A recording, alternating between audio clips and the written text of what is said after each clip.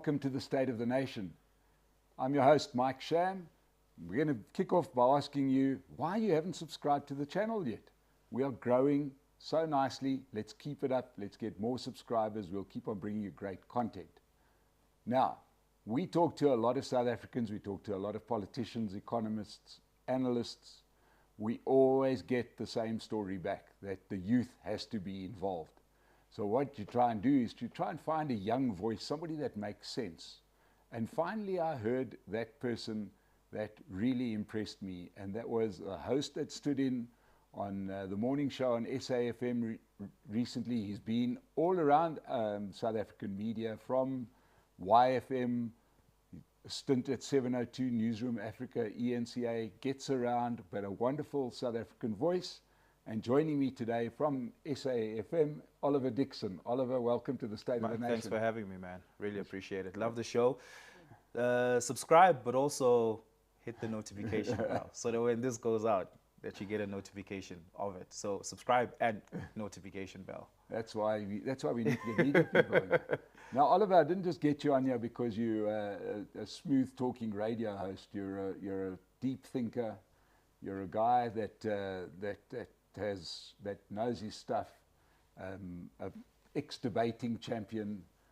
The CV is complete, but it's more a case of what I always find is people in media get to hear a lot of perspectives. With South Africa being in the position that it's in, what's your take on the South African condition as it is right now? I mean, it's at its worst place in our democracy, right? And our democracy is quite young. I mean, I am as old as our country's democracy, quite literally. So this is honestly the worst it's ever been. However, could be a lot worse, and certainly will get a lot worse.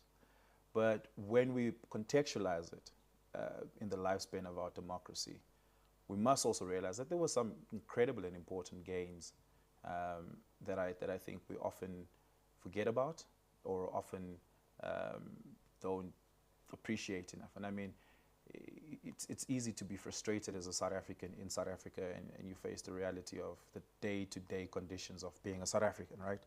Of any class strata, right? But if you just travel a little bit enough, if you travel on the continent, you realize, my goodness, we have it good here in South Africa. We have it really, really good. And you know, Jacob Zuma once got into trouble for a flippant comment he made, where it was he was being of course the ANC was facing fire for the e-tolls, right?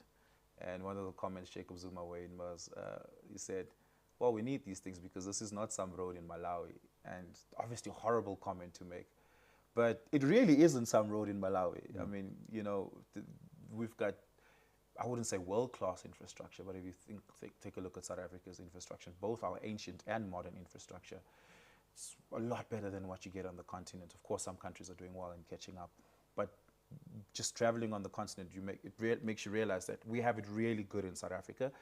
But also traveling in other parts of the world that we assume to be developed, parts of Europe. A friend of mine just came back from Paris, and the first thing he noted was, we don't have it that bad in South Africa.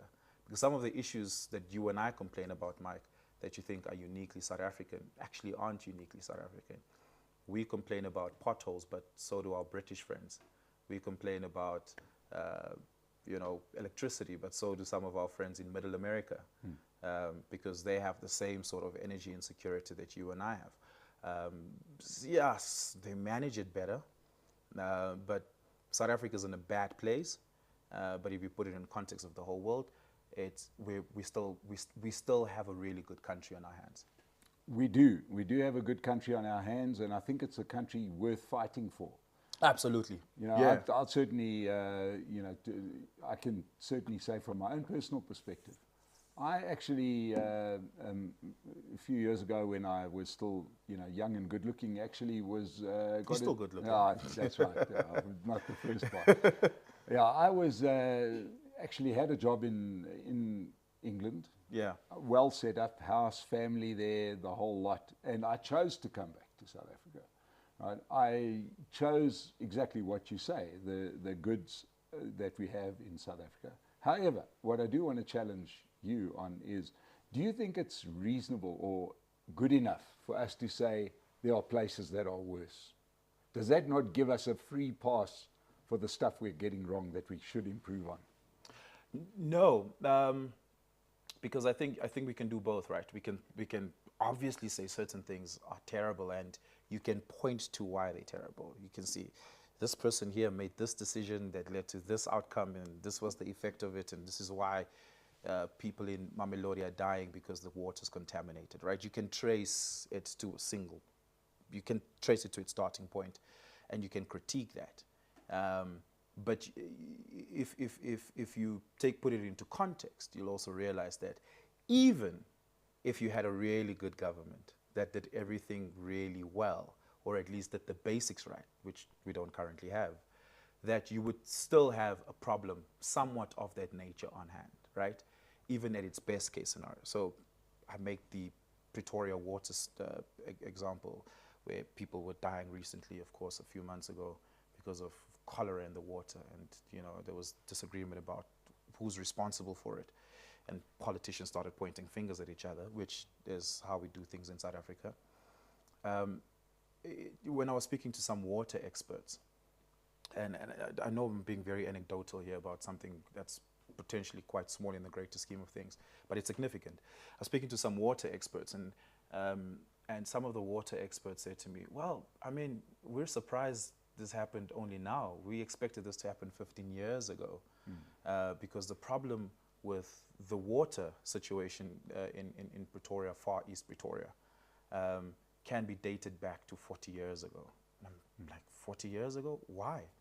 And they said, well, the water treatment plant that we have is the water treatment plant that we had. Yeah. And the water treatment plant that we had was designed for a community that was a community. But our population has grown since. You had urban migration that's happened since. And urban migration didn't start after democracy, right? Urban migration started long before that, right? And so you had urban migration starting in quite a bit in the 80s into what was then the townships of Far East Pretoria. And over there, we already knew that the water treatment plant does not produce enough water, clean, drinkable, humane water, for the population size at the time. It's just gotten worse since, right? Yeah.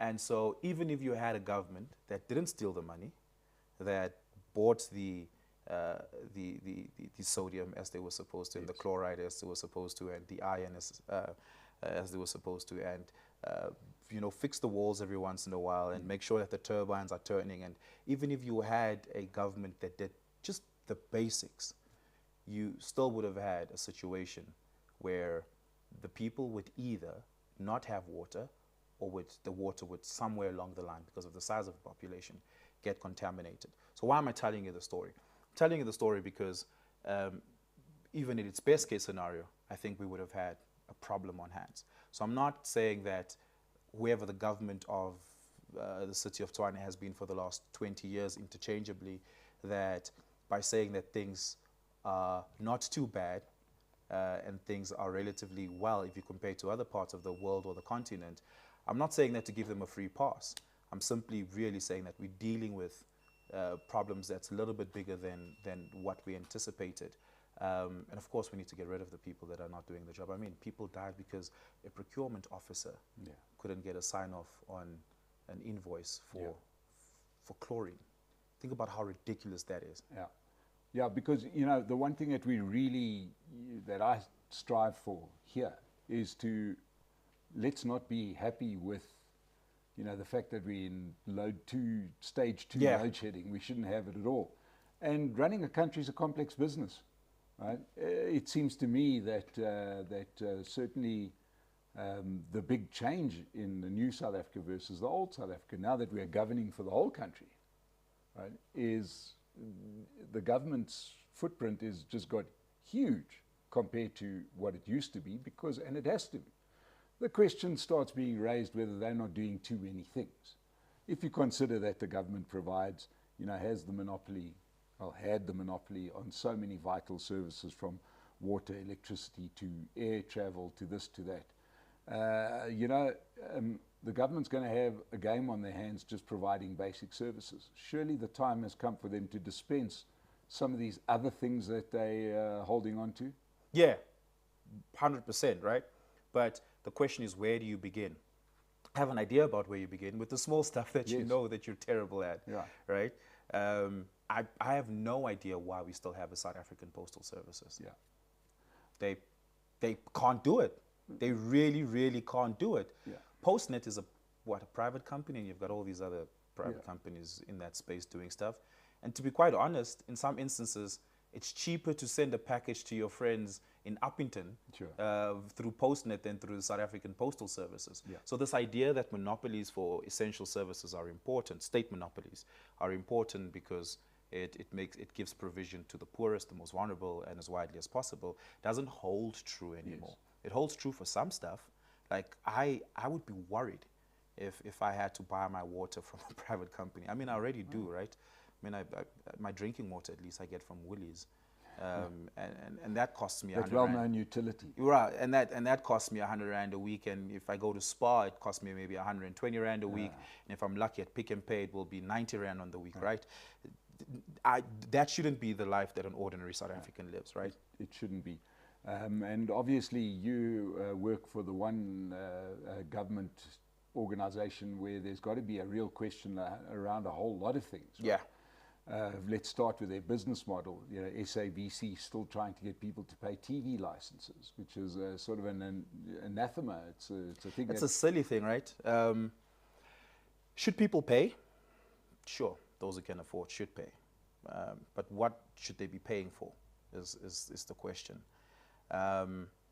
Firstly, I don't think, and I mean, I get in trouble for this view a lot, especially because I work at the organization and I've said this view on air several times. But the SABC should not be an organization that has to make a profit to stay alive, right? If you think about the BBC, just how much of the BBC is grant funded through British taxpayers, right? On a continuous basis, not, yeah, we've had the situation in South Africa, but we call that bailouts. To them, it's not a bailout, it's just what we do, right? There's no expectation that it makes a profit. There's just an expectation that it doesn't bleed money on things that are unimportant, right? So I don't think the SABC should be a for-profit institution. But seeing that we're there now, right, and this is not just exclusive to the SABC, this is a thing that I think applies across the board. Should you and I, Mike, pay for the stuff we watch, consume, read? I think we should. This is a very high-tech studio. It's expensive. It would be great if the subscribers were financial subscribers. It would make this a lot cheaper to run, right? Outside of advertising. Now, I'm sure you don't want advertising because now you have to answer questions like, are you captured, right? It's very real. It's a real thing. I can pretty much say what I like because you know, my sponsor isn't going to lose their government business because I've called somebody in government a palooka. But I want to go back to one of the things that you said when you were setting the scene. You mentioned Jacob Zuma saying stuff. You know, Jacob Zuma said a lot of things. What's the worst one-liner that you've ever heard from Jacob Zuma? I would rather go for the best one-liner that I heard Jacob Zuma say, because actually I did do a couple of events with him, and he's a charming guy. I mean, really is charismatic and all the rest. You don't get people to go and kill themselves for you unless you've got an obscene level of charisma. But he did say one thing that seemed to absolutely strike a chord, I think, for the worst in South Africa, and that was when he used the term clever blacks, right? Which seemed to... Did he originate that term? He was certainly the first person I heard use it. Really? And I think it was the way he was a bad reader of numbers, but his delivery was generally quite good. But when he called young black professionals, well, that was the inference, clever blacks, it seemed to have the desired effect of taking that cohort completely out of the South African picture. That you had black young professionals now refusing to put their head above the parapet, and we're left with the less accomplished black. Right. You know, people like Julius Malema, clearly, you know, a bit of a canny operator, but he's not in it for the good of South Africa, he's in it for the good of himself, you can see it. But that clever black moniker seemed to really stop young black professionals in their tracks. You don't see them in government, you don't see them And these are the people the most to leave. Do you think that's where do you think that's the effect Clever Black had? I think it's exactly the effect they Right. had, because I think that what happened was those guys that you see on those watering holes on Friday night, those guys that carry 2 cell phones, right? Those are the guys that could, and they've got the most to lose by South Africa not succeeding, and the most to gain by South Africa succeeding. But yet they've been quite silent. I don't know. So, so what I recall about Clever Blacks is that I think it was very specifically in reference to Reddy Tlhabi. She at the time was doing the 9 to 12 show on SAFM after John Robbie. John Robbie, of course, was on Breakfast, and she came on right after him. And I remember that it was specifically about something she had said in reference to one or other investigation. Must have been in Gandla, or must have been Watergate, or something related to the Guptas. But I didn't know that Jacob Zuma was the originator of the term. But the real question is, are our young black professionals? So I think, yes, please, and I want to give Jacob Zuma a free pass here. I think young black South Africans, actually, let me say this, young professional South Africans, both black and white, had given up on public service and the state long before Jacob Zuma became president. I think, I'm speaking specifically about the public service. Why don't you have the most talented people in the public service, right? Is it because of Jacob Zuma? I think no, it's because the ANC had already established that culture during Thabo Mbeki's era. I think perhaps it just became exacerbated under Jacob Zuma, but I think young black South Africans, if you really go look at it, right, as an economic indicator, black South Africans who became professionals in the late 90s, early 2000s are doing incredibly well, right? Incredibly well. Talented people, but they're all doing well where? In the private sector for the most part and outside of the country. The talented, experienced black professionals are not in the state. In fact, they used to be in the 80s. As many black engineers left Eskom as white engineers had left Eskom, right? That's one example. But I think the ANC created a political culture in the public service in the early 2000s under Thabo Mbeki that I think became isolating, and I think a lot of people felt wasted, still do, felt wasted in the public service. It's my goal to see some of the most talented people get into the public service. Now, it's not a goal I share. I grew up in an era where, the running joke was that if you weren't good enough, you ended up in the public sector, right? And if you're good enough, you sort of went into the private sector, and that, to my mind, created a bit of balance. It also had the effect of keeping the government in check a little, because you knew that they weren't going to be able to do their job, so therefore you don't have this expectation. So, and that's why everybody says South Africans are resilient. Well, we've had 100 years of practice, right? We're not the best people were in public service. Therefore, we expect at any stage that the power grid might fail. So therefore, we know what the alternatives are, and we can act. You don't think the apartheid government was able to attract talent? No, definitely. I lived through the era. They did attract some talent. It was never the best of the best, but they did. So during apartheid, where were the best engineers? Oh, well, look at all the gleaming, buildings, and understand that the one thing that the apartheid government did particularly well was get stuff built by the best service provider.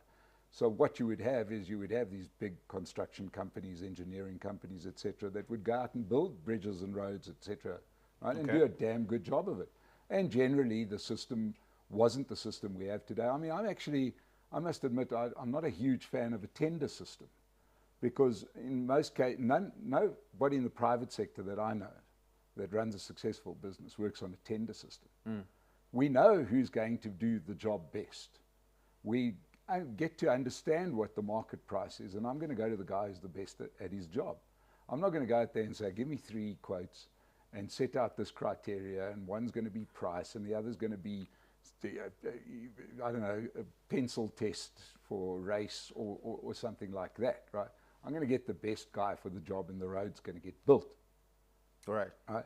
And that's what led to a lot of the building in South Africa. We had a massive influx in the 50s and 60s of international artisans and professionals, because the private sector was so prominent. The So government I never had a perception that the apartheid government, or at least during apartheid, that the private sector was as strong as it is now. Right? I would say, I'd go as far as to say it was much stronger.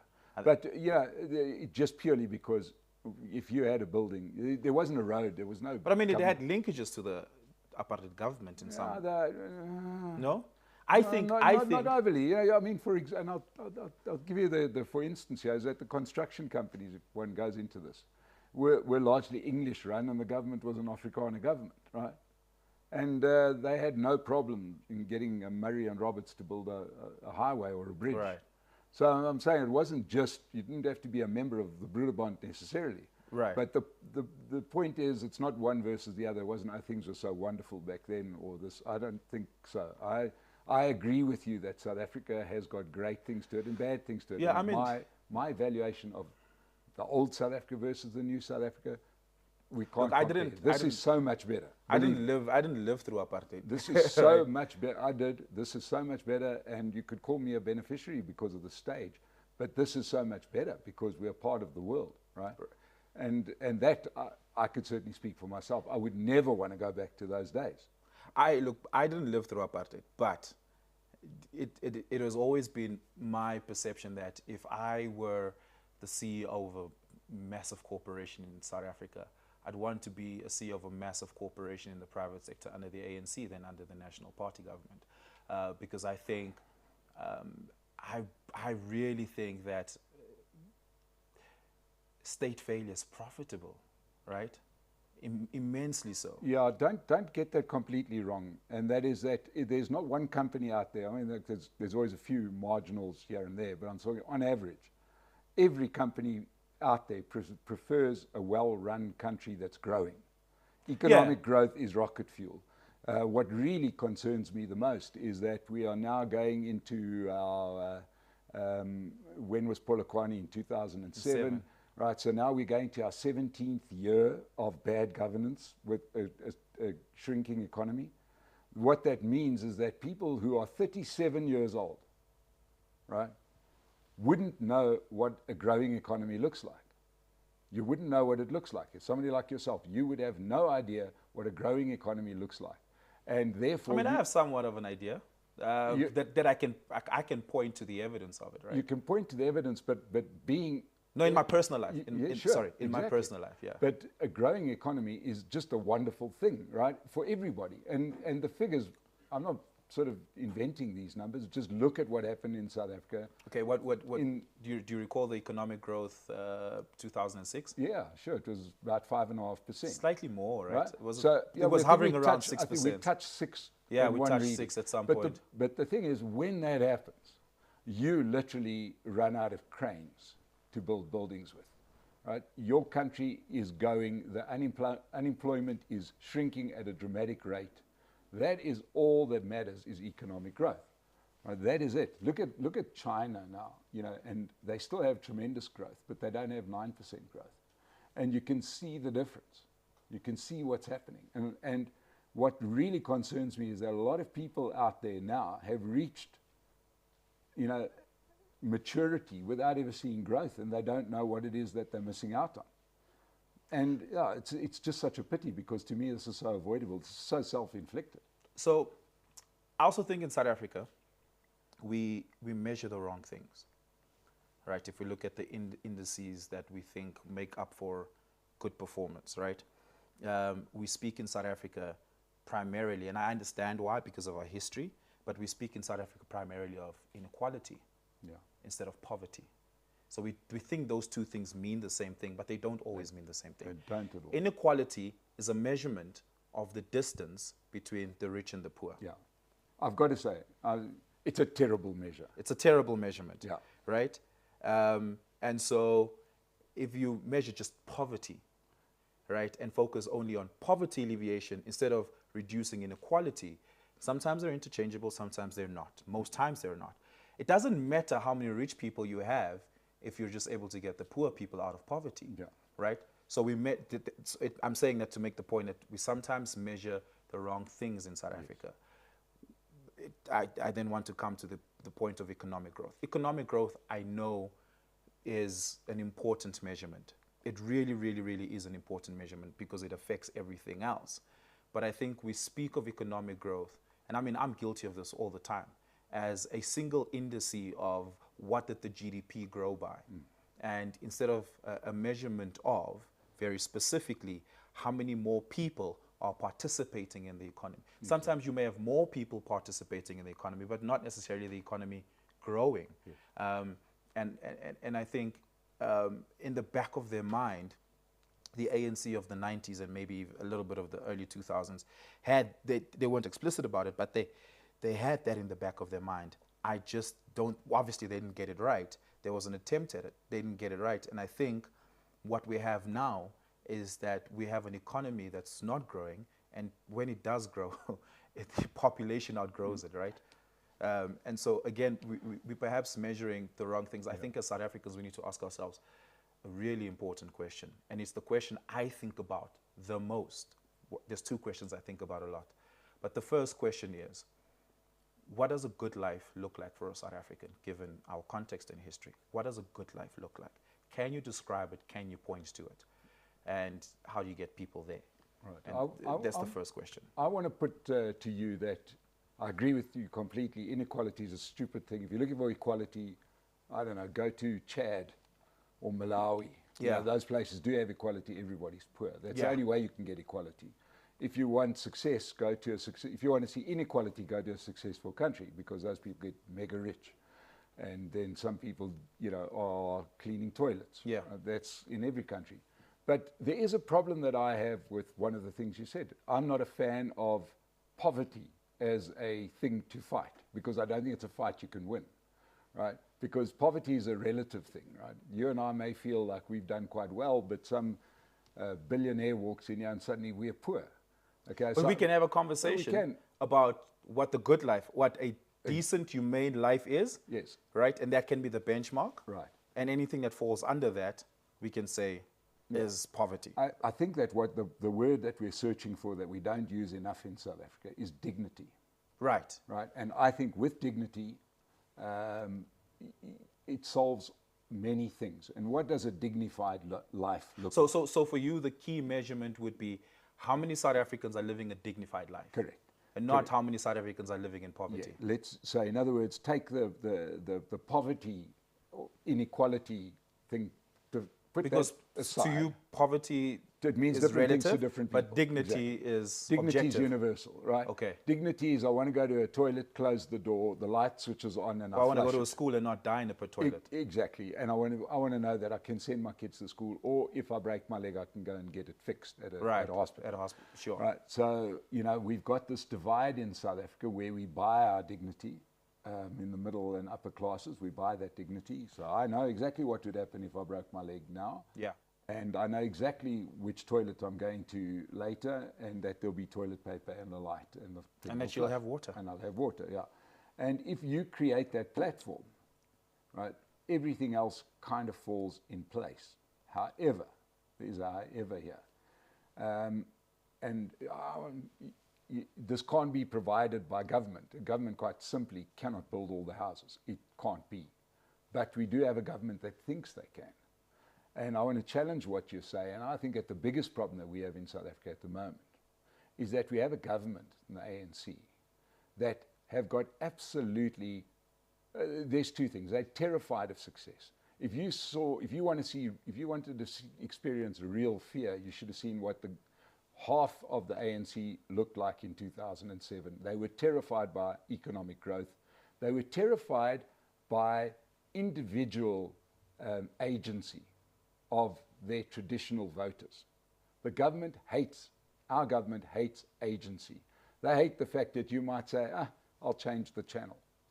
I'll do what I like. I'll go there, I'll start my own business. The government wants you to depend on them. Right? That is what we have. It's a very old-fashioned nationalist idea, sort of, you know, and let's we were talking off air before we started. You know, nationalism was perilously close to communism. That's why Hitler and Stalin got very cozy at the start of the war, right? Because the ideologies aren't that far apart. Don't worry, the government will do everything for you. And it just never has the legs. It can't be. Yeah. So I think part of the ANC's political problem was it saw itself, and you'll remember Jacob Zuma used to speak about this. Jacob Zuma and Gwede Mantashe used to speak about this during that 2012 elective conference, where they said, we're moving into the second phase of the ANC, right? That's what they used to say about why they should be retained. And what they described was, we're moving into a phase from a government that is, or a party that's seeing itself as more than just a liberation party. And that never happened. The ANC, because it saw itself as a liberation party, thought it was important and bestowed upon them to give to the people they liberated everything that the apartheid government denied them, right? And that perhaps was a big mistake, right? So Nelson Mandela promising 1 million houses. By the way, he created this idea of 1 million houses, and every other ANC president since has made the exact same promise, right? I mean, he came close. When he made that promise, the ANC was able to build 600,000 homes or something. There's an exact number, and it's escaping me right now, but they got halfway across the line. No one else got as close as that, right? But they saw it upon themselves to provide everything that the apartheid government denied black people, to provide it to black people. And I think, to your point, you're setting yourself up for failure, you're overextending yourself, because you just can't do that. Yeah, but I think more damagingly, you start getting into that situation where, you know, this problem that we do have on the African continent, where everybody becomes dependent on the government. All right. And I think that, you know, that's what the ANC is busy trading on. Quite clearly, it would be a lot worse under the EFF because we'd have no private sector. So, you know. But look, I just want to say, I don't think it was necessarily out of malice, right? No, Let's talk about a really big problem in South Africa, housing, right? You can ask yourself, how do I build a house for every South African that doesn't have a house? Or you could ask yourself, how do I enable and empower every South African that doesn't have a house to build or buy a house? Correct. Right? Those are two different questions, hoping to achieve the exact same thing. Now, it's interesting that we're talking about housing, because housing has been a key factor in successful countries in that they've never provided housing. You know, America has never built one house for one citizen other than the president. It's interesting, the government has never actually built a house, right, for anybody. Yeah. There's been no housing scheme. And, you know, Britain, which was headed for disaster, sort of managed to turn its country around by selling off the government-owned housing. Right? Their equivalent of what we would call RDP houses, and now we'll go and pay £10 million for one of those houses because they I mean, I think Britain's a better example for your point. I don't think America's a good example because they have a real homelessness problem now. Ah, it's overplayed. Look, no, I don't think it's overplayed. I mean, it's hardly. It's not numbers that we would understand. And you're in the media, and I do this, and it's not hard to get a camera and see 20 people sleeping rough, and it looks terrible.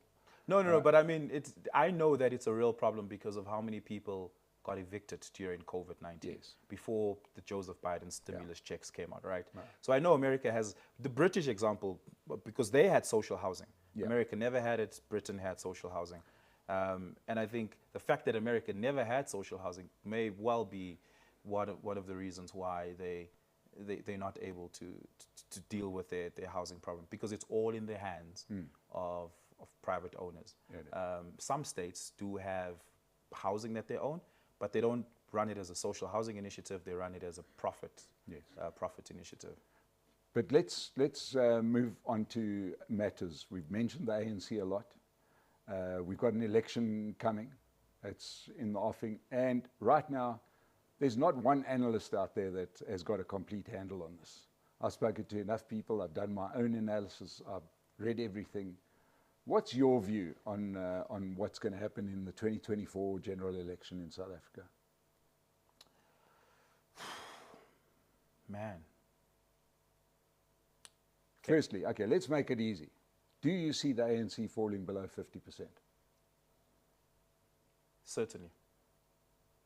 Certainly. Okay. There's not a graph you can look at that doesn't support that, right? Yeah.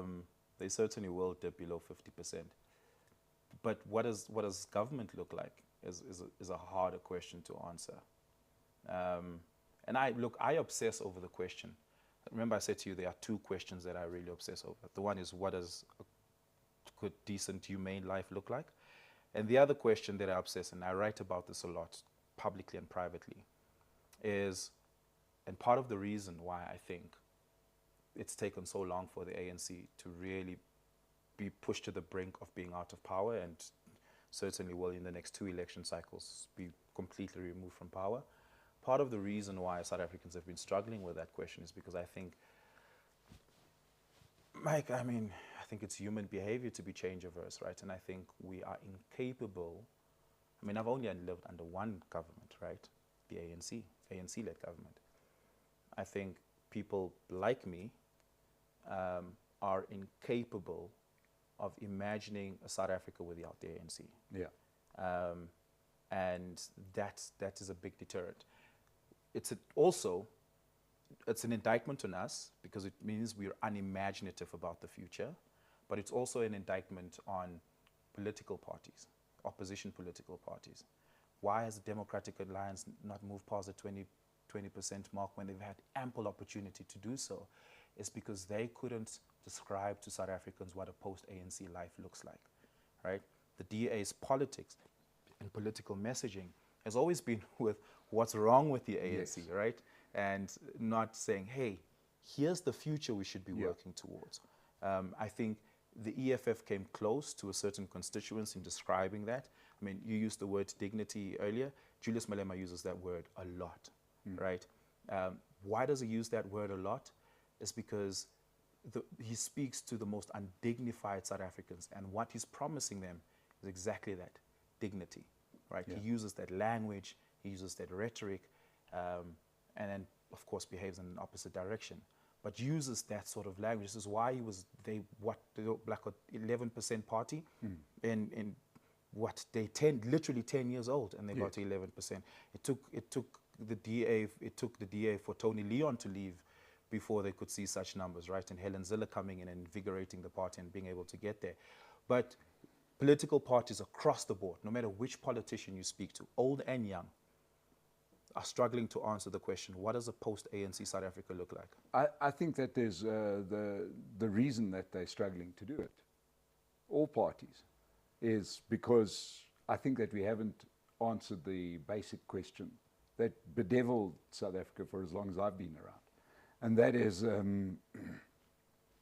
can we unite behind one economic model? I think we're still fighting the Cold War.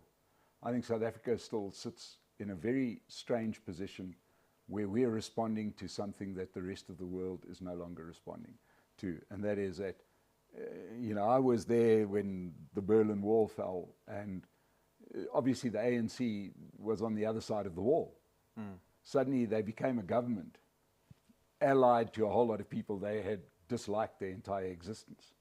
And it looked exactly like it did. It looked like a whole team that had been coached to play football, and now they're playing cricket, right? Yeah. And it's just been too hard a change. They haven't done it. They keep on practicing for the football match, even though they're playing cricket.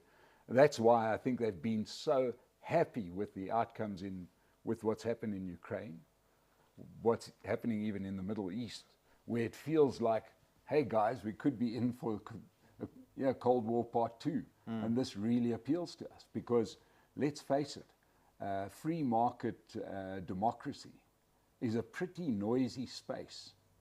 It's pretty messy. You've got a lot of people doing stuff because they're doing it for their own gain. And it always strikes me that we haven't solved the original sin is that this was a system foisted on the ANC. And they've never quite grabbed it with any kind of gusto. And for a brief moment, Thabo Mbeki was making a reasonable fist of it.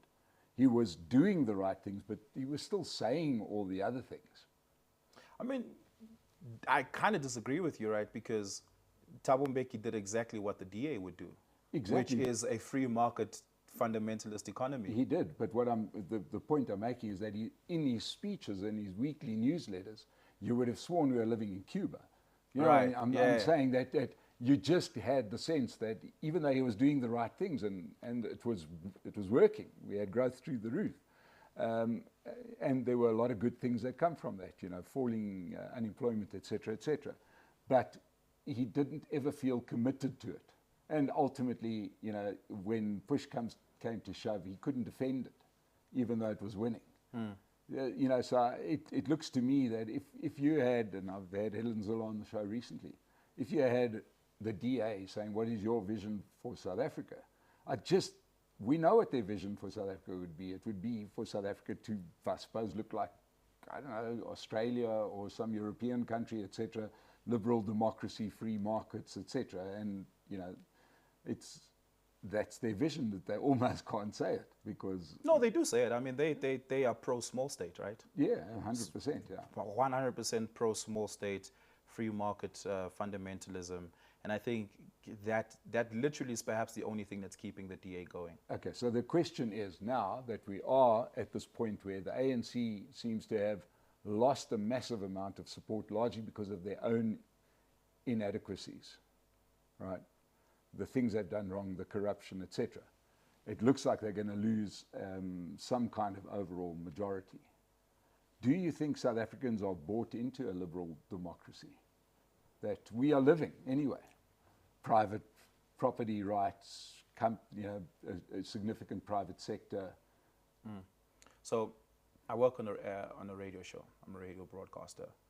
And what I love about the type of radio broadcasting I do is that in real time, I interact with South Africans from all walks of life because I'm on a national platform, and so you know I can speak to somebody from Briska and somebody from Mahubaskloof, or somebody from Camps Bay, all the way to Tembisa. Different places, different settings, and all of that. But there's a commonality that is creeping that worries me. Really worries me. It keeps me awake at night. There is a growing. And by the way, politicians are exacerbating this, and I'll give you the names of the politicians that I think are the biggest culprits. There is a growing level of distrust and abandonment in the hearts and minds of South Africans on the idea of constitutionalism. I say constitutionalism, but what I really mean is South Africans are starting to question the social contract we have with each other. And once they start to question that, your state starts disintegrating.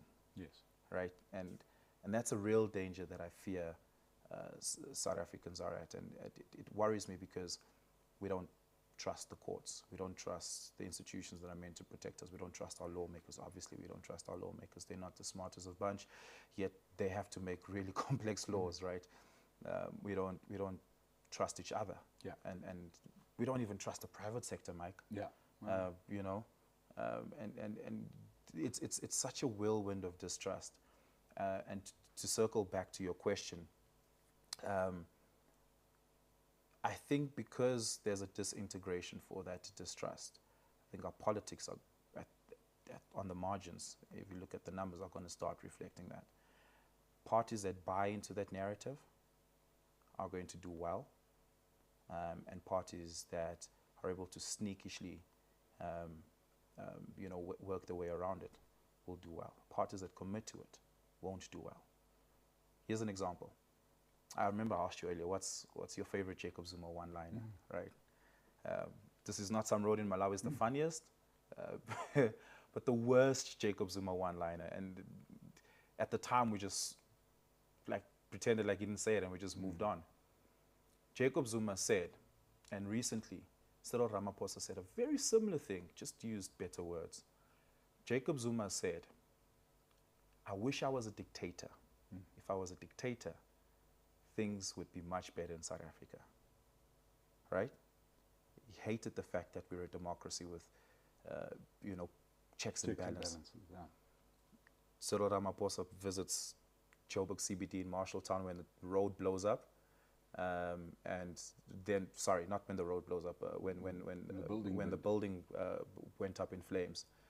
And the first thing he says is, "Our hands are tied." Yeah. Right? Which is the exact same thing. Yeah. Our hands are tied. We tried, but they keep taking us to the courts. And South Africans are starting to believe into that idea. The politicians that I think are responsible for that taking place, number one at the top of the list, Herman Mashaba and Gayton McKenzie. Yeah. Literally inseparable. Yeah. And more towards the middle, Julius Malema. Julius Malema berates judges all the time, right? Except when he wins. And you must also recognize that he wins in court a lot. Yeah. Right? Julius Malema is very successful in court. And this is why he's not quite where Gayton McKenzie and them are, but he berates judges.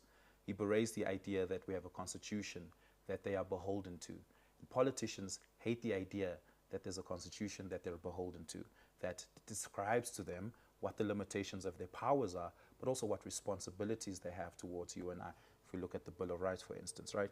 So Gayton McKenzie and Herman Mashaba burst onto the South African political scene, and they start spewing the sort of right-wing rhetoric that you see propping up in Europe and in America, which is these foreigners must go, amongst other things. Death sentence. A death sentence. Oh, that's coming back, right? Yeah.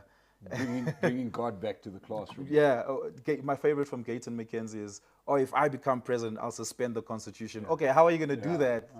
You can't do that. That's just how constitutionally uneducated he is, right? And I want to use polite words here, because I don't think he necessarily means malice. I just don't think he should be making political decisions. And so they say things like that, right? And they say, well, if the courts are not going to help us, or if the police are not going to help us, we're going to do it ourselves. We're going to force these foreigners out of here. That's the language they use. Now, the ANC never spoke like that, but the ANC is starting to speak like that, right? Why is the ANC starting to speak like that? Because on a political spectrum, when the right goes further right, the center moves. And insofar as we still believe that the ANC is a centrist party, or at least insofar as it positions itself as that, if you have relative the DA on the other side, the center moves further right. And so the ANC starts saying things like, democracy, not that great an idea, right? Parties that are also feeding into that. And I don't want to paint the whole party as that, because there's a difference there. The DA, John Steenhuisen, uses exactly that sort of language, right? And it's the sort of language that you hear from guys like AfriForum and Kali Kriel and them, right? But not everybody in the DA speaks like that, because there's a little bit of sanity where, and of course it works in their favor, where you listen to guys like Mayor Jordan Hill-Lewis uphold the idea of a constitutional supremacy. So there's even an ideological salad going on in the DA. I worry that we're giving up on basic human rights. I worry that we're giving up on the Constitution. I worry that we're giving up on democracy. That's my biggest worry, and that's why I think South Africa will just get worse, because those are the people that have the biggest political airtime, unfortunately. Well, I think that probably the best antidote to what you're doing is that we get talking to each other. I think we're talking in silos, and that's why I love having people like yourself on here, and we'll be doing this again. So I'm going to ask you, Mike, before we close this off. I'm sorry, how old are you? I'm 60. Okay. Yeah, you'll still be alive. Oh, geez. What does South Africa look like to you 10 years from now? Exactly. What 10 years from now will be, what, 2033? Yeah, 2033. You know, Oliver, for better or for worse, I'm an optimist, right? I think that a lot of what's happening in South Africa is shaped by international trends and international actions.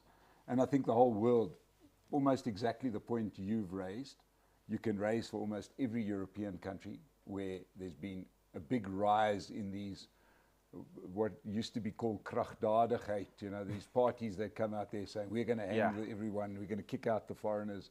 You know, this whole sort of thing, you're seeing it in America for the first time in 100 years, this attack on constitutionalism and democracy. right? And I don't think it's a fight that will win. I don't think it'll gain traction. I think that the world will turn around from this moment of stupidity. I really do. Right? I mean, I heard Barack Obama say the exact same thing, and then a month later, Donald Trump's the president. Yeah. So yeah, I do have hope. I think that we're far smarter and interconnected, and I don't think that. I think that you know, the idea of having a strongman president is a good idea until you have one. Right. And you know, we're already seeing a few trends change in the sort of center to the east of Europe, where some of those strongman politicians are coming under fire. I think a lot depends on what happens in Ukraine. I think if Vladimir Putin gets a proper bloody nose there and turns back, this little trend will die down. I really do, right? And I think you know, China holds the key. But we're going to have part 2 here. Before we go, can I tell you what I see South Africa 10 years from now? Please. And like, I'm not being alarmist. This is the real worry I have. More of our children will be dropping out of school before they get to grade 9, 10 years from now. More of our children will not, I mean, we're already there, where less than half of South African children who are in grade 4 are able to read for meaning. I think you'll have a significantly worse stat over there. That means our education is going to fall apart. And those of us who can put our kids in private schools will be lucky enough to be able to get away from that. But the amount of South Africans that will be able to do that, I think, will shrink. I think, and this is a real worry, I think not constitutionalism, but here the rule of law is going to continuously disintegrate to the point where the South African police system will be an entirely a criminal enterprise. So I don't think that we're going to trust the police, and I think crime will just get worse in South Africa, and it's going to get worse in South Africa. That's my real fear. And I think what's even worse, and this is the big worrying part, is more South Africans are going to be unemployed. Right now, only 4 in 10 households in South Africa have an income. 4 in 10 households have an income. I think the number might get to a point where it's only 2 in 10 South African households that will have an income in the next 10 years. And I'm being speculative here, right? But this is where the trend is heading towards.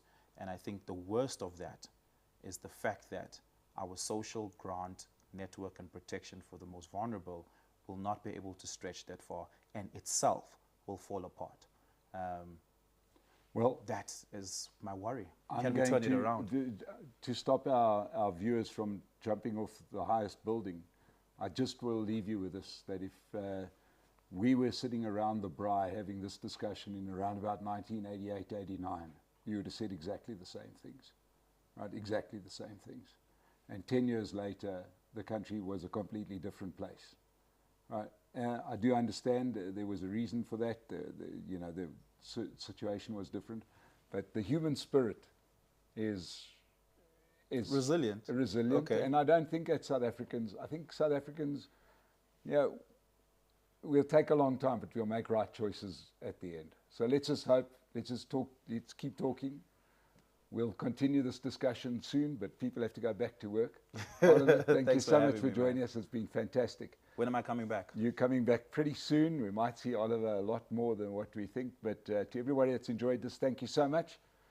Subscribe, and we'll see you the next time on The State of the Nation. Thank you very much for joining us.